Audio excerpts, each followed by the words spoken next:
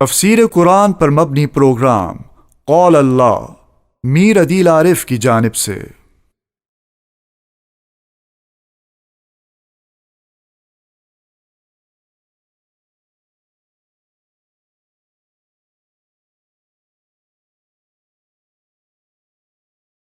بسم اللہ الرحمن الرحیم۔ پروگرام قال اللہ میں آج ہم انشاءاللہ سورہ نحل کا 10واں رکوع ترجمے اور تفسیر کے ساتھ پڑھیں گے۔ سب سے پہلے 10ویں رکوع کا لفظی ترجمہ ہوگا اور اس کے بعد اس کی مختصر جیسی تفسیر ہوگی۔ اعوذ باللہ من الشیطان الرجیم، بسم اللہ الرحمن الرحیم۔ واللہ فضل بعضکم علی بعض، اور اللہ نے فضیلت دی تم میں سے بعض کو بعض پر، فی الرزق روزی میں، فما الذین فضلوا پس وہ جن کو فضیلت دی گئی وہ نہیں ہیں برادی رزقہم لوٹانے والے اپنے رزق کو، علامہ اس پر ملکت ایمانہم کہ جن کے مالک ان کے دائیں ہاتھ ہیں، فہم فیہ سواء تاکہ وہ سب اس رزق میں برابر ہو جائے۔ افبنعمت اللہ یجحدون کیا وہ اللہ کی نعمتوں کا انکار کرتے ہیں۔ واللہ جعل لکم اور اللہ نے بنایا تمہارے لیے من انفسکم تمہاری ہی جانوں میں سے ازواجن جوڑے، وجعل لکم من ازواجکم اور بنایا تمہارے لیے تمہارے جوڑوں میں سے بنینا بیٹے، وحفدتاً اور معاون، ورزقکم من الطیبات اور تمہیں رزق دیا پاکیزہ۔ افبالباطل یؤمنون کیا باطل پر وہ یقین رکھتے ہیں، وبنعمت اللہ ہم یکفرون اور اللہ کی نعمت کا وہ انکار کرتے ہیں۔ ویعبدون من دون اللہ اور عبادت کرتے ہیں اللہ کے علاوہ ما ان چیزوں کی، لا یملک لہم جو مالک نہیں ہیں ان کے لیے، رزقاً روزی کے، من السماواتی نہ آسمانوں سے، والارضی اور نہ زمین سے، شیئاً کسی بھی چیز کے مالک نہیں ہیں، ولا یستطیعون اور نہ ان میں یہ طاقت ہے کہ وہ کسی کو روزی دیں۔ فلا تضربوا للہ الامثال پس بیان مت کرو اللہ کے لیے مثالیں، ان اللہ یعلم وانتم لا تعلمون بے شک اللہ جانتا ہے اور تم نہیں جانتے ہو۔ ضرب اللہ مثلا اللہ نے بیان کی ایک مثال، عبداً مملوکاً ایک غلام ہے کسی کی ملکیت میں، لا یقدر علی شیء وہ کسی بھی چیز پر قادر نہیں ہے، ومن اور مثال بیان کی اس کی رزقناہ جس کو ہم نے رزق دیا، منا اپنی طرف سے، رزقاً حسناً بہترین رزق، فہو ینفق منہ سو وہ اس رزق میں سے خرچ کرتا ہے، سرًا چھپا کر، وجہراً اور علی الاعلان۔ هل یستوون کیا یہ دونوں برابر ہو سکتے ہیں؟ الحمدللہ تمام تعریف اللہ کے لیے، بل اکثرهم لا یعلمون بلکہ ان میں سے اکثر نہیں جانتے ہیں۔ وضرب اللہ مثلا اور اللہ نے بیان کی ایک مثال، رجلین دو آدمیوں کی، احدہما ابکم ان میں سے ایک آدمی گونگا ہے، لا یقدر علی شیء کسی بھی چیز پر اس کو قدرت نہیں ہے، وہو کل علی مولاہ اور وہ بوجھ ہے اپنے آقا پر، اینما یوجہہ جس طرف بھی اس کو بھیج دے، لا یأتی بخیر وہ کوئی خیر کے ساتھ نہیں آتا۔ هل یستوی ہوا کیا برابر ہے یہ سا غلام، ومن اور وہ شخص، یأمر بالعدل جو حکم دیتا ہے انصاف کا، وہو علی صراط مستقیم اور وہ خود بھی سیدھے راستے پر ہے۔ یہاں پر 10 رکوع سورہ نحل کے مکمل ہو چکے ہیں اور 76 آیتیں جو ہے اس کی تام ہوئی۔ سورہ نحل کا بنیادی موضوع اثبات توحید ہے اور توحید کے جتنے بھی شعبے ہیں سب کو دلائل عقلیہ اور نقلیہ کے ساتھ ثابت کرنا ہے، اور مشرکین کا رد اور ان کے برے اعتقادات کا رد۔ مشرکین کے برے اعتقادات میں سے ایک ایسی برا اعتقاد جو شرک کی نحوست کی وجہ سے ان کی ذہنی اور فکری پسماندگی کو ظاہر کرتا، وہ یہ کہ جو چیزیں وہ بری سمجھتے تھے اپنے اندر، اپنے انسانوں کے لیے بھی جو چیز بری سمجھتے تھے، اس چیز کو وہ اللہ سبحانہ و تعالیٰ کے لیے ثابت کرتے تھے۔ جیسے اس کا ذکر پیچھے آیتوں میں بھی آ چکا کہ وَيَجْعَلُونَ لِلَّهِ مَا يَكْرَهُونَ، اور اللہ کے لیے وہ چیزیں ثابت کرتے ہیں جس کو وہ خود اپنے معاشرے کے اندر بھی برا سمجھتے ہیں۔ مثال کے طور پہ، اس کی مثال کے طور پہ ایک مثال بیان کی گئی، جیسے کہ لڑکیاں جو اپنے لیے ناپسند کرتے ہیں، اس کو اللہ سبحانہ و تعالیٰ کے لیے ثابت کرتے ہیں۔ اسی طرح ان کے انسانی معاشرے کے اندر ایک یہ بھی چیز ہے کہ کوئی آقا اپنے غلام کو اتنا مال نہیں دیتا اس کی غلامی کے اندر رکھتے ہوئے کہ وہ غلام جو ہے آقا کے مساوی اور برابر ہو جائے۔ تو کوئی شخص، کوئی مالک ان مشرکوں کے معاشرے کے اندر اپنے غلاموں کو اتنا مال دے کر اپنے برابر نہیں کرتا کہ یہ دونوں مالک اور غلام کا فرق ہی ختم ہو جائے اور دونوں مساوی اور برابر ہو جائے۔ تو جب انسانی معاشرے کے اندر تم اس چیز کو برا سمجھتے ہو کہ غلام اور مالک دونوں برابر ہو جائے مالیت کے اندر، مال کے اندر، حالانکہ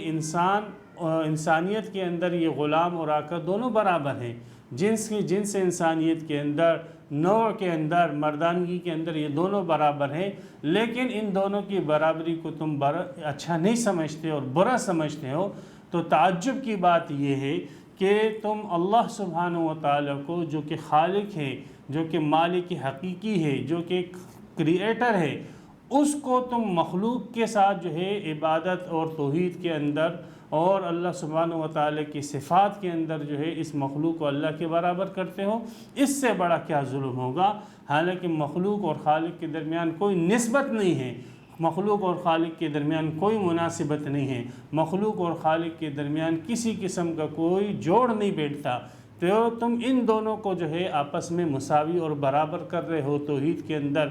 اور عبادت کے اندر اور صفات کے اندر، جو ہے تم نے مخلوق کو اٹھا کر خدا کے برابر کر دیا ظالموں۔ حالانکہ تم اپنے معاشرے کے اندر ایک غلام کو اپنے مساوی کرنے کو برا سمجھتے ہو، تو جس چیز کو تم خود اپنے معاشرے کے اندر برا سمجھتے ہو، اسی چیز کو تم جو ہے اللہ سبحانہ و تعالیٰ کے لیے ثابت کر رہے ہو۔ یہ تمہاری عقل کی پسماندگی کی کتنی جو ہے بڑی دلیل ہے، اور یہ تمہاری عقل کی پسماندگی کی کتنی ظاہری جو ہے دلیل ہے کہ تم عقلی طور پر کتنے پسماندہ اور بیکار ہو چکے ہو۔ چونکہ اسی دلیل کو لے کر اللہ سبحانہ و تعالیٰ نے ان کے شرک کا رد کیا کہ وَاللَّهُ فَضَّلَ بَعْضَكُمْ عَلَى بَعْضٍ فِي الرِّزْقِ، اور اللہ نے فضیلت دی تم میں سے بعض کو بعض پر رزق میں۔ فَمَا الَّذِينَ فُضِّلُوا، پس وہ جن کو فضیلت دی گئی وہ نہیں ہیں بِرَادِّ رِزْقِهِمْ، لوٹانے والے اپنے رزق کو، عَلَى مَا مَلَكَتْ أَيْمَانُهُمْ، اپنے غلاموں پر۔ تو جن کو رزق میں فضیلت دی گئی، یعنی مالدار ہے، آقا ہے، وہ اپنے غلاموں کو، اپنے ماتحت لوگوں کو اتنا مال نہیں دیتے ہیں، فَهُمْ فِي سَوَاءٍ، کہ حتیٰ کہ یہ دونوں جو ہے اس رزق میں مساوی درجے کے ہو جائیں۔ تو تمہارے معاشرے کے اندر اس چیز کو اچھا نہیں سمجھا جاتا، برا سمجھا جاتا ہے کہ مالک اور مملوک دونوں کے اندر مساوات اور برابری آ جائے، حالانکہ تمہاری جنس اور نوع ایک ہی ہیں، پھر تم کیسے جو ہے خالق اور مخلوق کے درمیان جو ہے مساوات کو ثابت کرتے ہو؟ تو اس کا یہ مفہوم جو ابھی میں نے بیان کیا، تو اس مفہوم کے اعتبار سے یہ آیت مشرکین کے ایک برے عقیدے کو لے کر اس کو توحید کی دلیل بنایا گیا ہے، اور مشرکین کے اس برے عقیدے کو لے کر مشرکین کی شرک کی تردید کی گئی ہے۔ دوسرا مفہوم اس آیت کا یہ ہے کہ اللہ سبحانہ و تعالیٰ نے تم میں سے بعض کو بعض پر رزق میں فضیلت دی ہے، تو جن لوگوں کو فضیلت دی گئی ہے وہ نہیں ہے لوٹانے والے اپنے رزق کو اپنے غلاموں کے اوپر، اپنے ماتحت لوگوں پر،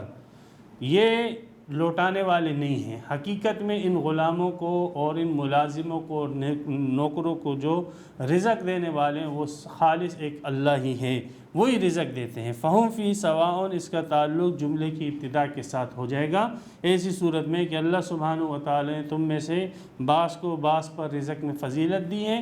اور یہ رزق میں سارے کے سارے جو اعلیٰ درجے کے، ادنیٰ درجے کے، سارے کے سارے رزق کے اندر برابر ہیں،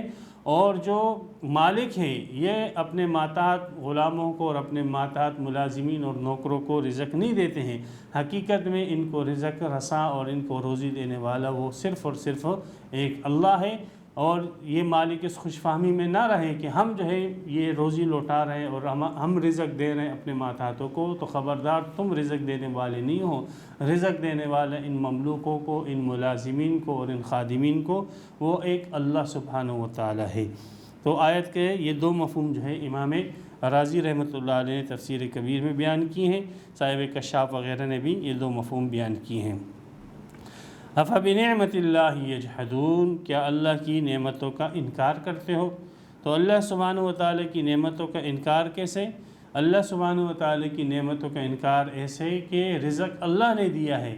اور جب تم اللہ سبحانہ و تعالیٰ کی رزق دیے ہوئے رزق کو اغیار کی طرف منسوب کرتے ہو، غیر اللہ کی طرف منسوب کرتے ہو، تو ایسی صورت میں یہ تم نے اللہ سبحانہ و تعالیٰ کی دی ہوئی رزق کی توہین کی ہے۔ دیا اللہ نے رزق ہے اور شکریہ تم بتوں کا ادا کرتے ہو، دیا اللہ نے رزق ہے اور برکتیں اللہ نے دی ہیں اور تم جو ہے شکریہ کسی مزار کا ادا کرتے ہو، تو یہ اللہ سبحانہ و تعالیٰ کی نعمتوں کی ناشکری ہے کہ محسن حقیقی کو چھوڑ کر اغیار کا جو ہے تم شکریہ ادا کرو۔ تو افبنعمت اللہ یجحدون۔ اسی طرح اس آیت کا ایک تیسرا مفہوم بھی ہے، اور اس آیت کو وہ حضرات جو کہ کمیونسٹ نظریے کے حامل ہیں، معاشی نظام کے اندر کمیونسٹ نظریہ رکھتے ہیں، ان حضرات نے اس آیت سے اپنے کمیونسٹ نظام کو ثابت کرنے کی کوشش کی ہے، اور انہوں نے کہا کہ اللہ سبحانہ و تعالیٰ کمیونسٹ نظام کی بیسک اور بنیاد جیسے آپ سب کو معلوم ہوگی وہ یہی ہے کہ سارے کے سارے انسان جو ہے وہ برابر ہونے چاہیے، تنخواہوں کے اندر، روزی رزق کے اندر، گھر کے رہائش کے اندر اور سب چیزوں کے اندر سارے کے سارے انسان جو ہے وہ برابر ہونے چاہیے۔ اور وہ نادان یہ سمجھتے ہیں کہ اس آیت سے جو ہے کمیونسٹ کے نظریے کی تائید ہوتی ہے، حالانکہ ایسے نہیں ہے۔ آیت کی ابتدا کا جملہ ہی اس کمیونسٹ نظریے کی تردید کرتا ہے کہ واللہ فضل بعضکم علی بعض فی الرزق، اللہ سبحانہ و تعالی نے تم میں سے بعض کو بعض پر فضیلت دی ہے رزق کے اندر۔ یہ رزق کے اندر فضیلت اللہ کی طرف سے ہے، بعض کے پاس کم مال، بعض کے پاس زیادہ مال، یہ تکوینی طور پر اللہ سبحانہ و تعالی کی طرف سے ہی ہے۔ بعض کو مالک بنایا، بعض کو مملوک بنایا، بعض کو خادم بنایا، بعض کو مخدوم بنایا، بعض کو بادشاہ بنایا، بعض کو جو ہے رعایا بنایا، یہ سب تقسیم اللہ سبحانہ و تعالی کی طرف سے ہے۔ اس آیت کا ابتدائی جملہ اس کمیونسٹی نظام کی تردید کرتا ہے، لیکن اس کے باوجود یہ نادان جو ہے اس آیت کو اپنے نظریے کے طور پر جو ہے پیش کرتے ہیں۔ بہرحال اگر ان لوگوں کے مفہوم کو بھی لے دیا جائے، وہ یہ کہتے ہیں کہ فَمَا الَّذِينَ فُضِّلُوا بِرَادِّ رِزْقِهِمْ عَلَىٰ مَا مَلَكَتْ أَيْمَانُهُمْ، کہ جن کو فضیلت دی گئی ہے وہ نہیں ہیں لوٹانے والے اپنے دیے ہوئے مال کو اپنے ماتحت لوگوں پر، فہم فی سوا، تاکہ وہ اس میں برابر ہو جائے۔ وہ کہتے ہیں کہ دیکھو اس میں ایک قسم کی جو ہے ان مالدار لوگوں کی مذمت کی گئی ہے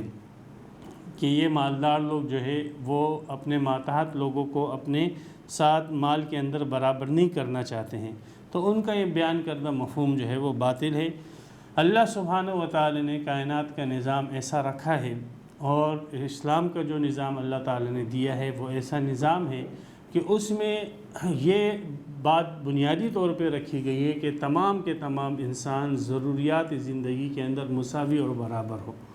باقی ضروریات زندگی سے جو آگے کی چیزیں ہیں، سہولیات زندگی، تعیشات زندگی، آرائشات زندگی، تو یہ چیزیں جو ہے یہ زائد ہے، اس کے اندر مساوات ضروری نہیں ہے۔ باقی بنیادی جو ضرورتیں ہیں انسان کی زندگی گزارنے کی، اس میں اسلام یہ چاہتا ہے، اسلام کی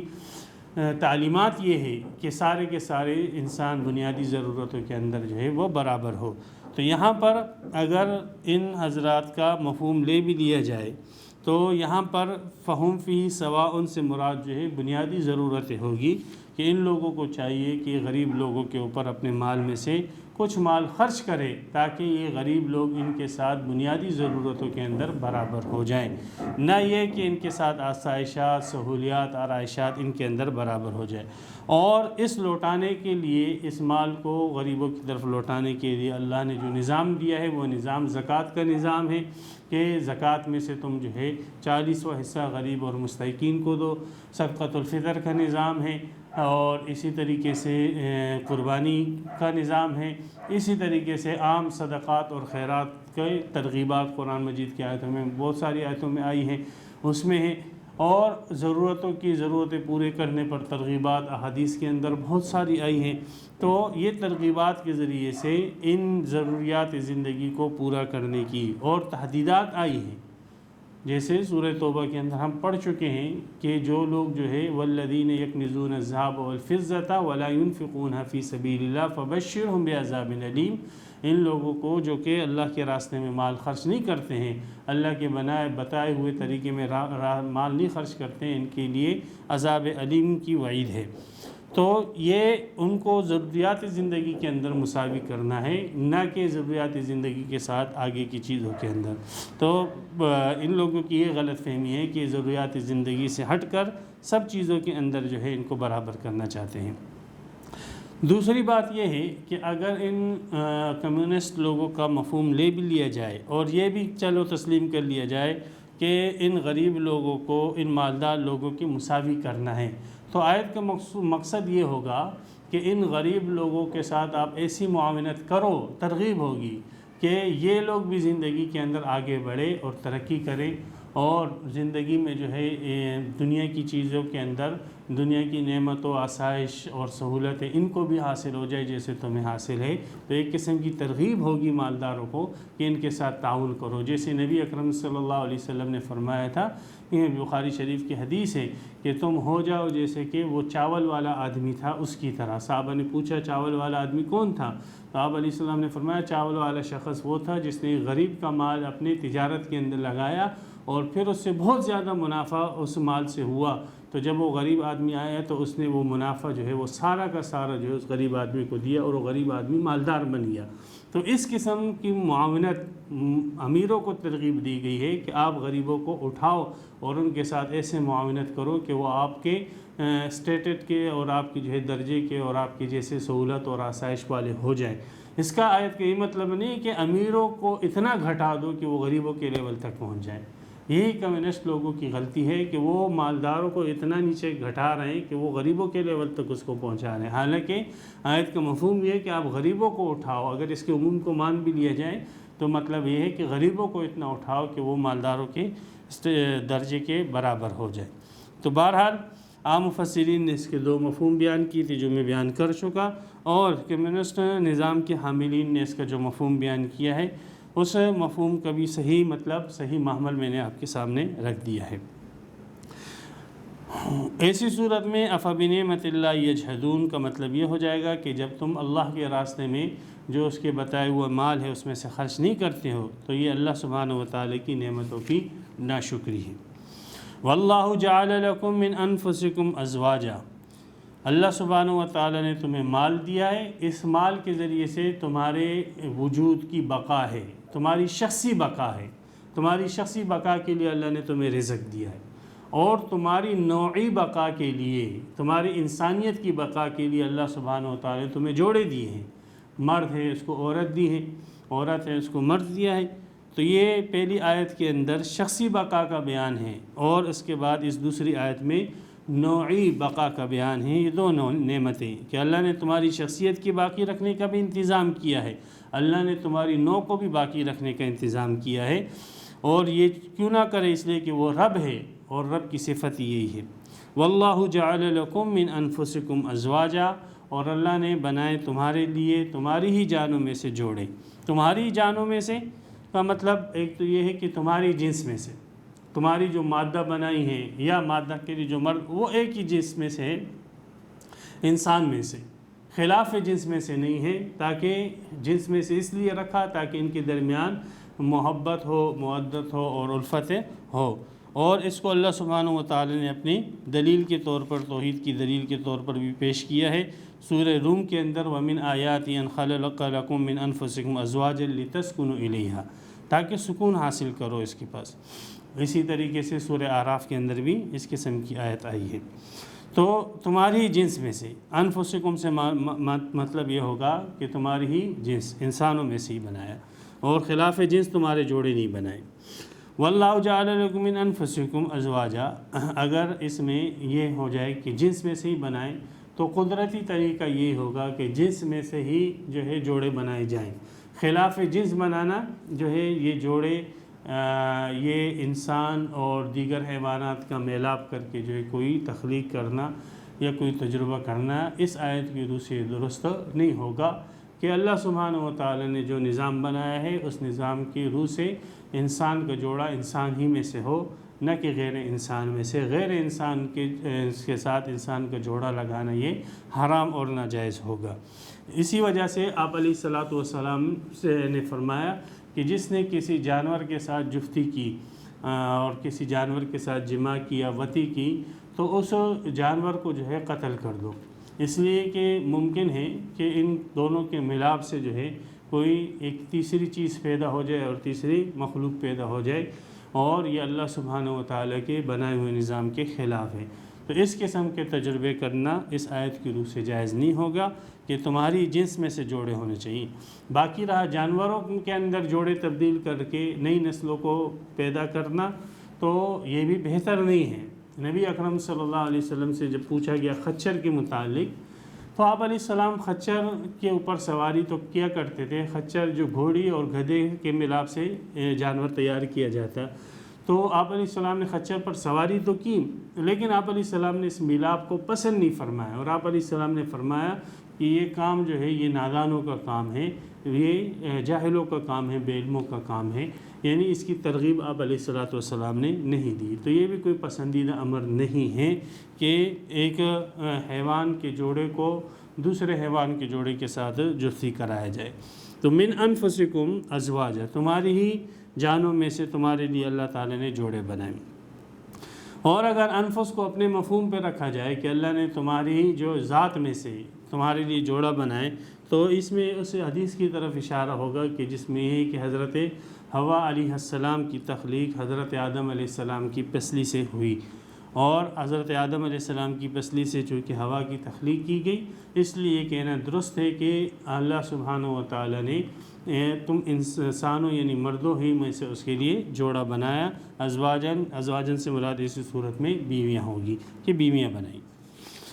وَجَعَلَ لَكُم مِّنْ أَزْوَاجِكُمْ بَنِينَ، اور اللہ نے تمہارے لیے ازواج میں سے بیویوں سے بنینا بیٹے بنائے اللہ سبحانہ و تعالیٰ نے۔ چونکہ بات جو ہے مخاطب اول یہاں پر مشرکین ہیں، اس لیے اور مشرکین کے معاشرے کے اندر بیٹوں کو نعمت سمجھا جاتا تھا، نہ کہ جو ہے بیٹیوں کو، تو اس لیے یہاں پر بیٹوں کا ذکر ہوا، ورنہ شریعت کے اندر تو جیسے بیٹے اللہ کی نعمت ہے ایسے بیٹیاں بھی اللہ سبحانہ و تعالیٰ کی نعمتیں ہیں، لیکن بیٹیوں کا ذکر اللہ سبحانہ و تعالیٰ نے ایک عجیب پیراہن کے اندر کیا، وحفدتاً کے لفظ کے ساتھ۔ عجیب قرآن مجید کی بلاغت اور فصاحت دیکھیں کہ تاکہ مخاطبین اول، اگر یہاں پہ بنین اور بنات کا ذکر کر دیا جاتا، جو مخاطبین اول مشرکین ہوتے تو وہ اس بات کا استہزاء کرتے کہ بنات کو بھی دیکھو بیٹیاں نعمت کہا جا رہا ہے، حالانکہ بنات تو کوئی نعمت ان کے معاشرے کے اندر نہیں تھی، اور اللہ کے نزدیک وہ نعمت تھی۔ اب اس نعمت کو اس انداز سے بیان کیا گیا کہ اس معاشرے میں جو ہے قرآن مجید سے اعراض بھی نہ ہو، اور قرآن کی بات کو جو ہے وہ اپنے معاشراتی عقل کے خلاف بھی نہ سمجھے، اور اللہ کے نزدیک اس کا نعمت ہونا یہ بھی واضح اور ظاہر ہو جائے۔ چنانچہ دوسرا لفظ لے کر آئیں کہ اللہ سبحانہ و تعالیٰ نے تمہارے لیے حفدہ یہ حافظ کی جمع ہے، اور حافظ اس شخص کو کہا جاتا ہے جو خدمت کے اندر جلدی کرتا ہے، جو جلدی سے بس آپ نے کہا پانی لاؤ، بھاگ کر کے اور پانی لے کر آ گیا، تو ایسا خدمت گزار جو خدمت کے اندر جلدی کرتا ہے اس کو حافظ کہتے ہیں، اور اس کی جمع حفدہ ہے۔ معاون آپ اس کا ترجمہ کر سکتے ہیں۔ تو اللہ سبحانہ و تعالیٰ نے تمہارے لیے بیویوں سے بیٹے بنائے، وحفدتاً اور معاون بنائے۔ اب اس معاون کے لفظ کے اندر مفسرین نے، صحابہ اور تابعین نے مختلف جو رشتہ داری ہے ان کو داخل کیا۔ اس کے اندر انہوں نے نواسوں کو بھی داخل کیا، اب بیٹیاں بھی آگئی نعمت ہونا، اور اس کے اندر انہوں نے داماد کو بھی داخل کیا کہ یہ بھی ایک قسم کے معاون۔ اس کے اندر انہوں نے خادمین کو بھی داخل کیا کہ وہ بھی معاون ہوتے ہیں، غلاموں کو بھی داخل کیا، وہ بھی معاون ہوتے ہیں، اور اس کے اندر اگر عورت اپنے پہلے شوہر کے اولاد لے کر آئے اپنے ساتھ اور بیٹے لے کر آئیں تو یہ بھی اس معاونین بنتے ہیں اس آدمی کے جس نے اس عورت کے ساتھ شادی کی ہوتی ہے. تو یہ سارے کے سارے اس کے مصداق بنتے ہیں. اور صحابہ اور تابعین نے بتایا کہ حفظہ کی یہ مصداق ہے. حفظہ کے اپنے معنی معاون کے ہیں. تو اس لفظ کی عمومیت اپنی جگہ، لیکن اس لفظ سے یہ بات بھی ضمناً معلوم ہوئی کہ جیسے بیٹے اللہ سبحانہ و تعالیٰ کی نعمت ہے، اسی طریقے سے بیٹیاں بھی اللہ سبحانہ و تعالیٰ کی نعمت ہے. اور اللہ سبحانہ و تعالیٰ نے تمہیں بیویوں سے جو ہے بیٹے عطا کیے ہیں، اسی طرح اللہ سبحانہ و تعالیٰ نے تمہیں معاون بھی عطا کیے ہیں. تو اگر حفظہ سے مراد آپ نواسے لیتے ہو تو ازواج کے ساتھ اس کا تعلق ہوگا کہ اللہ نے بیویوں سے تمہیں بیٹے دیے اور بیویوں سے تمہیں نواسے اور پوتے دیے ہیں. اور اگر حفظہ سے مراد جو ہے آپ دیگر رشتہ داری مراد لیتے ہیں یا غلام خادم وغیرہ، تو پھر اس کا تعلق جو ہے جعلہ کے ساتھ ہوگا کہ اللہ نے تمہارے لیے تمہاری عورتوں سے بیٹے بنائے اور اللہ نے تمہارے لیے معاونین اور مددگار اور غلام وغیرہ بنائے ہیں. وَرَزَقَكُم مِّنَ الطَّيِّبَاتِ، اور اللہ نے تمہیں رزق دیا پاکیزہ. یہ رزق تمہاری بیویوں کی وجہ سے تمہیں ملا، یہ رزق تمہاری اولاد کی وجہ سے تمہیں ملا. اور اللہ سبحانہ و تعالیٰ نے جیسے سورہ نور کی آیت ہے کہ اللہ سبحانہ و تعالیٰ نے اس پہ وعدہ کیا ہے کہ جو آدمی شادی کرے گا اللہ سبحانہ و تعالیٰ اپنے خزانے غیب سے اس کی ضرورتیں پوری کرے گا. اور یہ ایک مشاہدے کی بھی بات ہے کہ غیر شادی شدہ آدمی اتنا نہیں کماتا، اس کے رزق میں اتنی برکت نہیں ہوتی جتنی شادی شدہ آدمی کے رزق کے اندر وسعت اور برکتیں ہوتی ہیں. ایک آدمی شادی نہیں کرتا تو اس کی تنخواہ ایک محدود حد تک رہتی ہے، اور جب وہ شادی کر لیتا ہے تو اس کی تنخواہ اور اس کے کاروبار میں اس کے خاندان کے حساب سے وسعت اور بڑھوتری ہوتی رہتی ہے. تو یہ ورزق کا تعلق یہاں پر ایک خاص جو ہے وہ مناسبت رکھتا ہے رزق، اس لیے کہ لوگ شادیوں سے اور اولاد سے اسی لیے گریز کرتے تھے اس معاشرے کے اندر، جیسے اور آج کل کے جدید جو ہے جاہلیت کے معاشرے کے اندر بھی، کہ ان کو رزق کون دے گا اور ان کے اخراجات کون پورے کرے گا. تو چونکہ اس پیراہن میں اللہ سبحانہ و تعالی نے اس کو ذکر کیا کہ اللہ نے بیویاں تمہیں دی ہیں، اللہ نے دی ہیں، بیٹے اللہ نے دیے ہیں، اللہ نے تمہیں پوتے نواسے دیے ہیں، اور رزق کا انتظام بھی اللہ سبحانہ و تعالی نے تمہارے لیے کیا ہے. اور رزق بھی اللہ نے تمہیں کون سا دیا؟ من الطیبات، پاکیزہ رزق دیا ہے. تو ایسا بھی نہیں کہ مجبور ہو خنزیر کھا رہے، مجبور ہو خون پی رہے، نہیں، اللہ سبحانہ و تعالی تمہیں رزق دیا، اور رزق بھی ایسا دیا جو پاکیزہ. تو اس سے یہ جو نظام ایک جاہلیت جدیدہ کے دور کے اندر منایا جاتا ہے کہ جس کے اندر ضبط ولادت وغیرہ کے فضول جو ہے طریقہ کار ہوتے ہیں اور دیگر جو ہے فضول باتیں ہوئی، تو ان کا مقصد یہی ہوتا ہے کہ ان کو رزق کون دے گا. تو ان نادانوں کو بتلا دینا چاہیے کہ رزق اور رزاق جو ہے وہ اللہ سبحانہ و تعالیٰ ہیں، اللہ ہی اولاد دیتے ہیں اور اللہ ہی اس کے رزق کا انتظام فرماتے ہیں. افبالباطل یؤمنون وبنعمت اللہ هم یکفرون، کیا باطل پر یہ یقین کرتے ہیں اور اللہ کی نعمتوں کا وہ انکار کرتے ہیں؟ باطل سے مراد یہ غیر اللہ ہے، بت ہیں اور دیگر معبود جن کی یہ عبادت کرتے ہیں، تو ان پر تو یہ یقین کرتے ہیں، لیکن اللہ سبحانہ و تعالیٰ کی نعمتیں جن سے اللہ سبحانہ و تعالیٰ کے افعال اور اللہ کی صفات ظاہر ہوتی ہیں اس کا یہ انکار کرتے ہیں.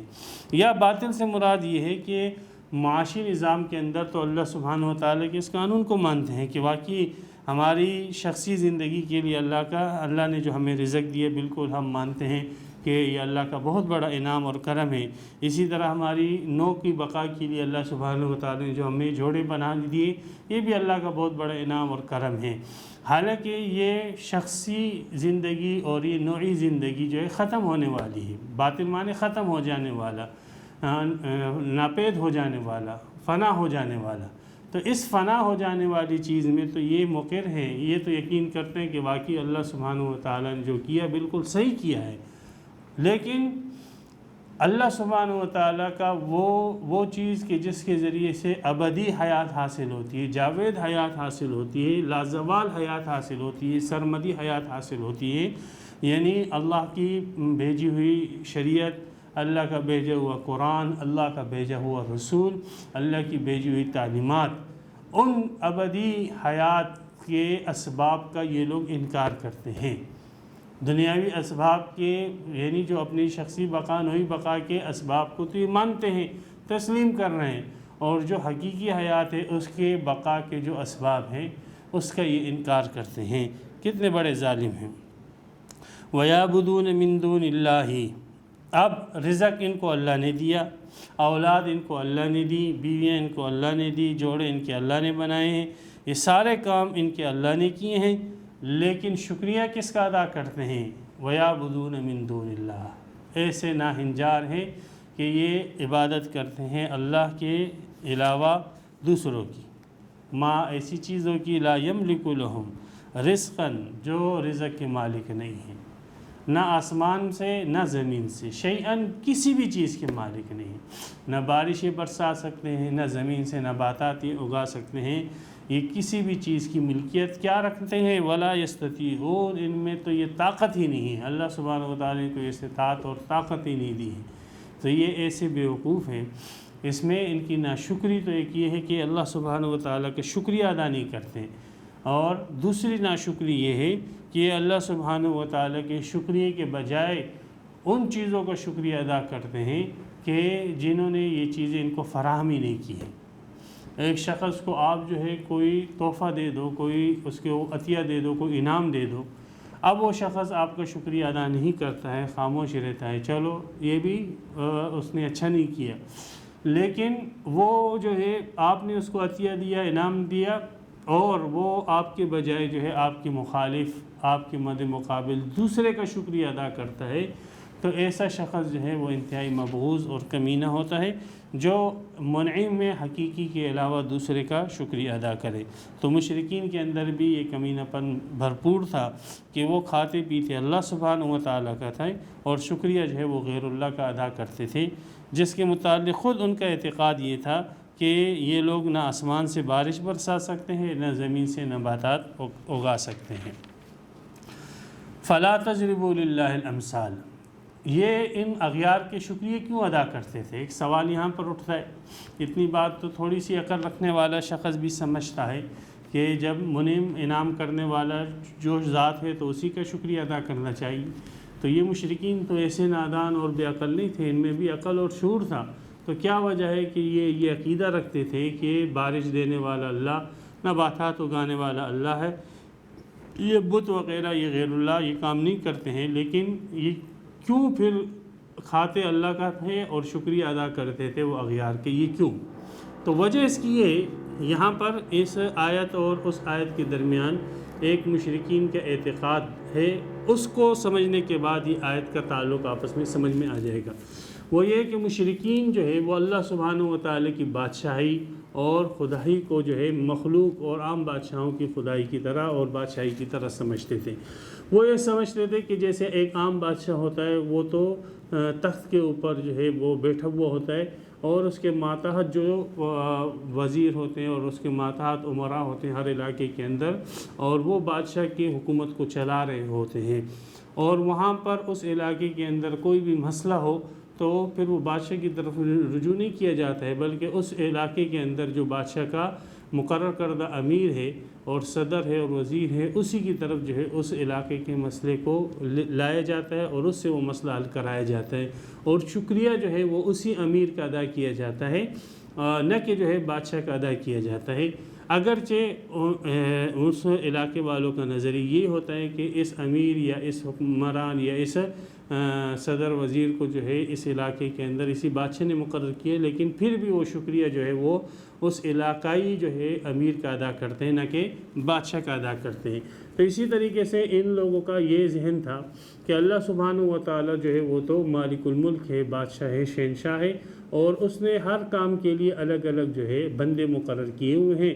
اور فرشتے مقرر کیے ہوئے اور جنات مقرر کیے ہوئے ہیں، اور ان کو یہ اختیارات دے دیے ہیں۔ کوئی رزق دیتا ہے، کوئی علم دیتا ہے، کوئی برکتیں دیتا ہے، کوئی مصیبتیں دور کرتا ہے۔ اگر کسی بیماری کی شفا پانی ہے تو فلاں دیوی دیوتا کے پاس جاؤ، کسی کاروبار کے تنگی اور پریشانی ختم کرنی ہے تو فلاں دیوی کے پاس جاؤ، کسی دشمن کے خلاف فتح چاہنی ہے تو فلاں دیوی کے پاس جاؤ، فلاں دیوتا۔ ہر ایک کام کے لیے الگ الگ دیوی دیوتا انہوں نے بنائے، 360 کے قریب دیوی دیوتا انہوں نے الگ الگ کاموں کے لیے بنائے تھے، اور وہ یہ کہتے تھے کہ اللہ سبحانہ وتعالیٰ کی طرف سے اعوذ باللہ مقرر کردہ جو ہے امراء ہیں، اور اللہ سبحانہ وتعالیٰ ان کو اتھارٹی اور اختیار دیا ہوا ہے۔ اب ہم اللہ کی عبادت نہیں کریں گے، ہم انہی کی عبادت کریں گے، اس لیے کہ ہمارے کام یہ بنائیں گے، اور یہ اللہ سبحانہ و تعالیٰ نے جو ان کو طاقت اور اختیار دی ہے اس سے ہمارے کام بنائیں گے، اس لیے ہم شکریہ ان کا ادا کرتے ہیں۔ اگرچہ اختیار دینے والا ان کو اللہ سبحانہ و تعالیٰ ہے، قدرت اور طاقت دینے والا ان کو اللہ سبحانہ و تعالیٰ ہے، لیکن شکریہ ہم انہی کا جو ہے ادا کریں گے۔ اور وہ شکریہ کیسے ادا کرتے تھے کہ وہ اس کی عبادت کرتے تھے، اور وہ یہ سمجھتے تھے کہ جب یہ علاقائی امراء اور جو علاقائی خدا ہیں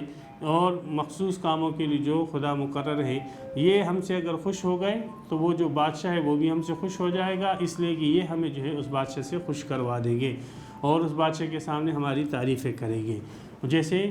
سورہ زمر کے اندر بھی آ چکا، ما نعبدہم الا لیقربونا الی اللہ زلفیٰ، کہ ہم ان کی عبادت اس لیے کرتے ہیں کہ اللہ کے ہمیں قریب کر دیتے ہیں، کہ اللہ کے ہمیں قریب کر دیتے ہیں، اللہ کا مقرب ہمیں بنا دیتے ہیں، تو اس لیے ہم ان کی عبادت کرتے ہیں۔ تو یہ لوگ یہ سمجھتے تھے کہ یہ کام جو ان کے ہو رہے ہیں وہ علاقائی خدا ان کے کام کرتا ہے، اور اس لیے عبادت کے طور پر، عبادت کے ذریعے سے وہ ان علاقائی خداؤں کا اور بتوں کا شکریہ ادا کرتے تھے۔ تو یہ جو پوری انہوں نے کہانی اور ایک سیٹ اپ بنایا ہوا ہے، اور اللہ سبحانہ و تعالیٰ کو انہوں نے بادشاہی نظام کے اوپر اور بادشاہ کے مملکت اور حکومت کے اوپر انہوں نے قیاس کیا خدا کے نظام حکومت کو، تو اللہ سبحانہ و تعالیٰ نے اسی کی تردید فرمایا فلا تضربوا للہ الامثال، اللہ سبحانہ و تعالیٰ کے لیے تم مثالیں مت بیان کرو۔ یہ جو تم نے کہاوتیں اور مثالیں بنائی ہوئی ہیں، یہ مثالیں اللہ سبحانہ و تعالیٰ کے لیے بیان مت کرو۔ ان اللہ یعلم، بے شک اللہ جانتا ہے کہ کون سی مثال اللہ کے لیے بیان ہونی چاہیے، وانتم لا تعلمون، تم نہیں جانتے ہو، تم تو شرک کی گندگی میں پڑے ہوئے ہو، تم جو ہے اللہ سبحانہ و تعالیٰ کے لیے کیا مثال بیان کرو گے؟ اللہ جو ہے مثال بیان کرتا ہے، اور اللہ ہی جانتا ہے کہ کیسی مثال بیان ہونی چاہیے۔ تو سنو، اللہ سبحانہ و تعالیٰ نے مثال بیان کی کہ تمہارے اور تمہارا جو یہ فعل ہے اور عمل ہے، اس کی مثال اللہ سبحانہ و تعالیٰ بیان فرما رہے ہیں، اور وہ ایسے بیان کی کہ ایک غلام ہے اور وہ بالکل اپاہج ہے، کسی کام کا نہیں ہے، اور اعضاء اس کے بالکل ہاتھ پاؤں اس کے ٹوٹے ہوئے ہیں، کسی کام کا نہیں ہے، ایسا وہ ایک غلام ہے۔ اور دوسرا ایسا شخص ہے کہ جس کو اللہ سبحانہ و تعالیٰ نے ہر قسم کا مال دیا ہے، اور وہ اس مال میں سے خرچ کرتا ہے دھڑلے سے، سرًا اور جہرًا، چھپ کر اور کھلے عام۔ تو یہ ایک غلام، ایک شخص جو غلام بھی ہے، مملوک بھی ہے، اور کسی چیز پر وہ قادر بھی نہیں ہے، اور ایک وہ شخص کی جس کو اللہ تعالیٰ نے ہر قسم کی انعامات دیے ہوئے ہیں، ہر قسم کی روزی رزق دیے ہوئے ہیں، اور ہر قسم کی صحت توانگری اس کو دی ہوئی ہے، ہر قسم کی سہولت آسائشیں اس کے پاس موجود ہے، اور وہ خود بھی اس سے فائدہ اٹھا رہا ہے اور دوسروں کو بھی فائدہ پہنچا رہا ہے۔ تو یہ غلام اور یہ شخص کیا کہتے ہو تمہارے معاشرے والے، دونوں آدمی برابر ہو سکتے ہیں؟ جواب واضح ہے کہ یہ دونوں برابر نہیں ہو سکتے ہیں۔ تو حالانکہ ان دونوں کی جنس ایک ہے، ان دونوں کی نوع ایک ہے، لیکن یہ دونوں برابر نہیں ہو سکتے ہیں۔ تو تم کیسے اللہ سبحانہ و تعالیٰ کے برابر جو ہے ان گھٹیا بتوں کو کرتے ہو؟ یہ گھٹیا بت جو ہے یہ تو اللہ سبحانہ و تعالیٰ کی جنس سے بھی نہیں ہے، اور اللہ سبحانہ و تعالیٰ کی نوع سے بھی نہیں ہے، ان کی تو اللہ سبحانہ و تعالیٰ کے ساتھ مماثلت اور مشابہت تک نہیں ہے، کوئی ان کے درمیان بالکل کسی قسم کا تعلق اور ربط نہیں ہے۔ تو اور تم جو ہے خالق اور مخلوق کو جو ہے برابر کر رہے ہو، اس سے بڑھ کر ناانصافی اور ظلم کیا ہوگا؟ مثال بیان کرنی ہے تو یہ مثال بیان کرو۔ تو اس میں عبد مملوک سے جو ہے مراد وہ بت ہوگے جو عاجز اور ناہنجار ہے، کسی کام کی نہیں ہے، اور من رزقا حسنا مر رزقنا منا رزقا حسن سے مراد اللہ سبحانہ و تعالیٰ کی مثال ہوگی کہ اللہ سبحانہ و تعالیٰ وہ خرچ کرنے والے ہیں مخلوق کے اوپر اور دینے والے مخلوق کو۔ تو اور پھر اس سے خود ہی نتیجہ ظاہر ہو جاتا ہے کہ جو شخص اس قسم کے بتوں کی عبادت کرتا ہے اور اس کا حال کیا ہوگا، اور جو شخص اللہ سبحانہ و تعالیٰ کی عبادت کرتا ہے اس کا حال کیا ہوگا۔ کہ جو شخص ایسے غلام کو لے اور اس کے ساتھ تعلق رکھے تو اس کا کیا حال ہوگا، اور جو شخص ایسے شخص سے اپنا تعلق رکھے جو ہر قسم کی اچھی چیزوں کے ساتھ متصف ہے تو اس کا کیا حال ہوگا۔ مومن اور کافر کا حال بھی اسے واضح ہو گیا۔ تو ضرب اللہ، تو مثال اللہ خود بیان کرے گا۔ اللہ نے مثال بیان کی، عبدن، ایک غلام ہے، مملوکن، جو مملوک ہے، کسی کی ملکیت میں لا یقدر علی شیء، کسی چیز پر اس کو قدرت نہیں، بالکل اپاہج ہے، اپاہج ہے، بس ہاتھ پاؤں اس کے ٹوٹے ہوئے ہیں، پڑا ہوا ہے۔ تو ایک تو وہ غلام ہے، ملکیت کے اندر ہے، اور کسی چیز کے اوپر قدرت بھی نہیں ہے، اتنا جو ہے معذور آدمی۔ دوسرا وہ شخص ہے رزقناہ منا رزقا حسنا، جس کو ہم نے اپنی طرف سے اچھا رزق دیا ہے، پس وہ اس میں سے خرچ کرتا ہے چھپ کر اور علی الاعلان۔ هل یستوون، اچھا بتاؤ یہ دونوں برابر ہیں آدمی؟ نہیں، جواب واضح ہے، برابر نہیں ہے۔ الحمدللہ، یہ دلیل جو ہے آپ کے اوپر ثابت ہوگی، آپ اپنے معاشرے کے اندر ان دونوں کو برابر نہیں سمجھتے ہو،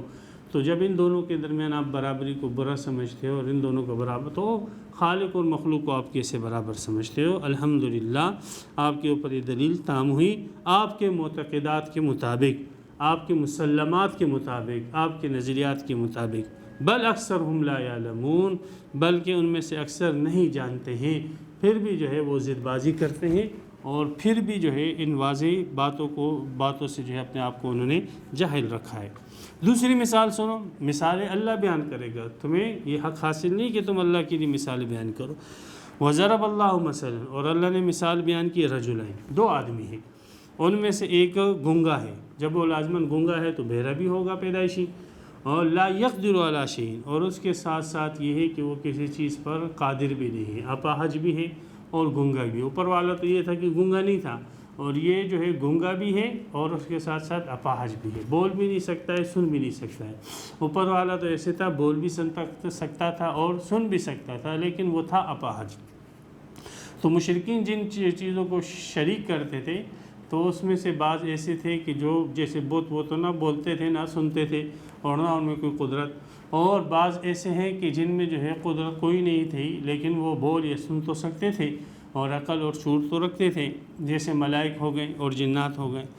تو اس وجہ سے دو مثالیں بیان کی کہ اس قسم کے شریک جن کو یہ شریک کرتے ہیں بتوں کی صورت میں، یہ اس کی مثال، اور اوپر والی جو مثال ہو جائے گی وہ ان شرکاء کی ہو جائے گی کہ جو بول تو سکتے ہیں، سن تو سکتے ہیں، لیکن کوئی کام آپ کا کر نہیں سکتے ہیں، کام کرنے سے وہ لوگ عاجز ہیں۔ تو بول اور سن سکتے ہیں، لا یقدر علی شیء، تو گنگا ہے اور کسی چیز پر اس کو قدرت نہیں ہے۔ وہ کل علی مولا، وہ اپنے مولا اور آقا کے اوپر بوجھ ہے کہ اس کا خرچہ خواہ اٹھا رہا ہے۔ اینما یوجہ لا یأتی بخیر، جس طرف بھی اس کو بھیجے تو خیر لے کر نہیں آتا، کسی بھی اچھائی کو وہ مالک تک نہیں پہنچاتا۔ تو یہ بت ہیں، تمہاری نہ سنتے ہیں نہ بولتے ہیں، اور کسی کام میں اگر تم ان کو آگے کرو تو یہ بدبخت بت جو ہے تمہیں کوئی خیر بھی نہیں پہنچاتے ہیں، کسی قسم کی کوئی خیر نہیں۔ حل یستوی ہوا، کیا اس قسم کا غلام برابر ہے؟ ومن، اور وہ شخص یامر بالعدل، جو حکم دیتا ہے انصاف کا، جب وہ انصاف کا حکم دیتا ہے، یہ دلیل ہے اس کی قوت علمیہ پر کہ اس کی عقل، اس کے حواس، یہ سب ٹھیک ٹھاک ہیں، اور قوت علمیہ اس کی بالکل صحیح ہے۔ وہ علی صراط مستقیم، اور خود وہ سیدھے راستے پر ہے، یعنی قوت عملیہ بھی اس کی صحیح ہے، قوت علمیہ بھی صحیح، قوت عملیہ بھی اس کے اندر ہے، عمل بھی کر رہا ہے اور علم بھی ہے۔ تو کیا یہ دو شخص آپس میں برابر ہو سکتے ہیں؟ آپ کو چوائس دی جائے کہ یہ دو غلام میں ایک غلام ایسا ہے کہ اس کی قوت علمیہ اور عملیہ بالکل مضبوط ہے اور اچھی ہے، عمل بھی جو بھی کام کرو یہ فرفر کرتا ہے، جو بھی بات کرو یہ سمجھتا ہے، اور عقل اور ذہن اس کا بہت تیز ہے، اور دوسرا ایسا ہے کہ وہ بیچارہ گونگا ہے، وہ بیچارہ جو ہے بہرا ہے، اور وہ بیچارہ اپاہج ہے۔ تو ان دو غلاموں میں سے آپ کس کو چنو گے؟ تو لازماً آپ جو ہے اسی غلام کو چنو گے کہ جس کے اندر یہ آپ کی خدمت کرنے کی صلاحیت اور استعداد ہو، نہ کہ اس کو کہ جو آپ کے اوپر بوجھ ہو۔ تو اسی مثال سے آپ سمجھ لیں کہ آپ کے سامنے دو معبود ہیں، ایک معبود تو وہ ہے کہ جو نہ تمہاری سنتا ہے اور نہ تم سے باتیں کرتا ہے، اور جو تمہارے کام کرنے سے عاجز ہے، بلکہ وہ تم پر بوجھ ہے، تم اپنے کندھے پر لاٹ کر اس کو کبھی ایک جگہ لے جاتے ہو بتوں کو، کبھی دوسری جگہ لے جاتے ہو، وہ تم پر بوجھ ہے۔ اور دوسرا وہ معبود ہے کہ جو تمہیں اچھی باتیں بتلاتا ہے، انصاف کی باتیں بتلاتا ہے، تمہیں صراط مستقیم کی طرف اور جنت کی طرف لے جانا چاہتا ہے۔ تو یہ دو معبود، اور تمہاری دنیا کے سارے کام بناتا ہے، تمہارے آخرت کے سارے کام بناتا ہے، تو ان دو معبودوں میں سے تم کس کی عبادت کرو گے؟ اب تم اگر چنتے ہو اس کو، اس معبود کو کہ جو گنگا بہرا ہے، تو تمہاری مثال اس شخص کی ہے کہ جو اس غلام کو چنے جو گونگا بہرا ہو اور جو اپاہج ہو۔ تو اس مثال سے بھی واضح ہو گیا کہ اس قسم کے معبود کا انتخاب کرنے والا بے عقل اور نادان ہے، اور جو زندہ معبود کو، حی اور قیوم معبود کو اپنی عبادت کے لیے، اپنے شکریہ کے لیے منتخب کرتا ہے، وہی سمجھدار اور دانا آدمی ہے۔ اب یہ فیصلہ آپ کے ہاتھ میں ہے کہ آپ اپنی دانائی کا ثبوت دیتے ہو یا اپنی بے عقلی اور کم عقلی کا جو ہے ثبوت دیتے ہو۔ یہاں پر یہ دو مثالیں تام ہو گئی اور سورہ نحل کا 10واں رکوع الحمدللہ مکمل ہو گیا۔ وآخر دعوانا الحمدللہ رب العالمین۔ تفسیر قرآن پر مبنی پروگرام قول اللہ میر عدیل عارف کی جانب سے